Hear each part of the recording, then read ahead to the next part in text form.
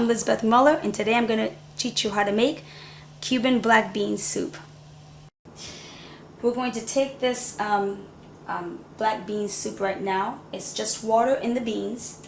We're going to turn it up very high, and we're going to allow it to boil for a while. I'm going to place 2 ingredients in here while it's boiling. It's been boiling now for about maybe 15 minutes, and as you see, it's boiling. The beans are looking a little darker. The water, I should say.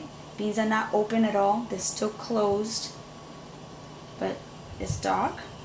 I'm going to place bay leaves, and this is what it looks like. These bay leaves are dry, and you're going to place a couple in here.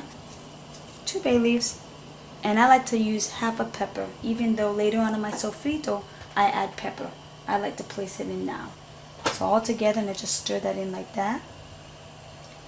And I let it boil until I see that this opens up. The beans, I should say, open up and they lose their color.